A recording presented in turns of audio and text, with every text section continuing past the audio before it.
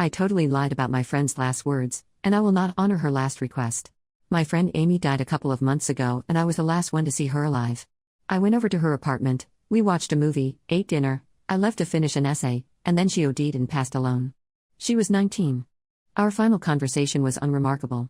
I said it was good to see her, thanked her for the food, we made plans for the sports we were going to play together the following week. I told her I would send her a bread recipe we had talked about. She said she was excited to bake it to bring to a potluck that was coming up. She wished me luck with the essay and I said I would try, but Brian, my roommate, was always loud and distracting, so hopefully I could get it done before he came back from clubbing. She laughed, and the very last thing she said was, "Say hi to Brian for me." Amy didn't answer any messages the next day, so I sent her roommate, Kara, a message to ask if everything was okay. Kara had been staying nearby with her boyfriend, so she went home to see what was happening, and found Amy's body. She let me know what had happened, and after that there were police and all sorts. It was a shock and confusing, but I did not pry for details. Amy and Kara were incredibly close, practically sisters, so I absolutely did not want to bother her with questions, and the police had investigating to do.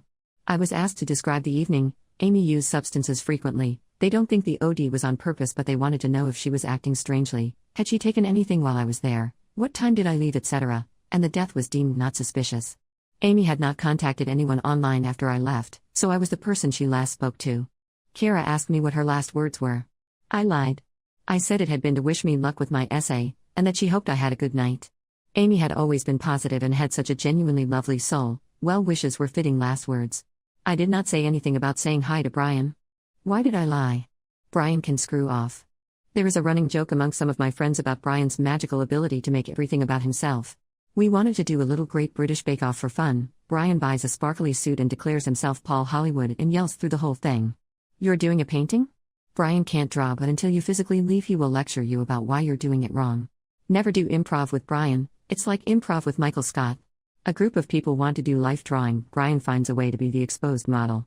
Any birthday features speeches and songs performed by Brian, whether you really know him or not. Someone was going to come out as gay and was planning a little picnic for it. Brian decided to come dressed as a drag queen to take the pressure off. Whatever sport or instrument or language you try to learn, Brian will insist he is better, or would be better if he tried to learn it, which he won't. He physically can't stand to not be the center of attention. I do not like Brian. I cannot wait to not live with him anymore. He thinks of himself as charismatic, and at first he truly seems that way, but over time you realize it's all just volume and narcissism. That said, many people do still like him, life of the party and all, while his older friends grow to despise him and gradually exit the group. I was one of the first people to find out that Amy had passed, and that evening I called my best friend to get it off my chest and because I needed to vent feelings. Brian heard. I should have been more careful, but I wasn't in my right mind. He asked for more details. Why did he need more details? Because he had already started drafting a mass message to send to all of Amy's friends to let them know that she had passed. Amy and Brian met maybe twice. I told him he couldn't send it. This was on the day I found out. The police were only just involved. We didn't even know if her parents knew yet. He went off on a whole explanation of how he could find them on Facebook and could check land records to find their house, and go there in a suit with a bunch of flowers to sit them down and properly inform them. I said the police would tell them, or Kara. As I said, Amy and Kara were close. Kara is from another country, so she spends summers with Amy's family, practically like a second daughter. Why on earth would Brian, a total stranger, be a more fitting messenger? He said he had thought that he should get to be the one to tell them. I remember it well, because get. For non-native English speakers, you get to be player one, you get to have an extra piece of chocolate cake, you get to dress up, you get to have a little treat that you want. You absolutely do not get to tell someone that their daughter has passed away. This anti-Brian rant is getting too long. He held off on telling most people until after Amy's parents put out an official statement, though then gloated about having known about the news beforehand. He seemed to think that he would be able to speak at her funeral, but compromised and spoke instead at an informal gathering of friends that we held to honor her.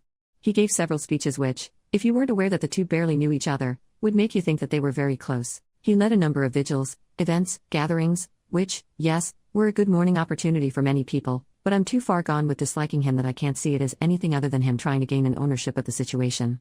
We put together a fundraiser in Amy's name for a mental health organization she had used, and Brian was upset that he was not listed as a contributor. He did not donate. We had a book where anyone could write about their memories with Amy. Kara wrote a half-page, Brian wrote 2.5. I do not like to lie. It makes me feel sick to my stomach. A couple of months have passed and the knowledge that I actively lied about Amy's last words is gnawing at me. It's so small and dumb, but I didn't say hi to Brian for her. I said I would. She made her last ever request and I'm denying it. I'm sorry for the paragraphs about what a massive jerk he is, but I hope it demonstrates my point. This is what he is like. This is how he behaved, thinking a mutual friend he'd only met a couple of times had passed away. Imagine what he would have been like if he knew that her last words were about him. I confess, channeling my negative feelings into hating how he has turned this into a main character moment has channeled them away from me, and the obvious fact that I left her alone to pass away. I think my anger at myself for the lying might be part of the overall guilt I feel about it, but that's what therapy is for. Thank you for reading. I have given this a lot of thought and I'm not going to tell anyone what she said, but I needed to get it out of my brain and into words.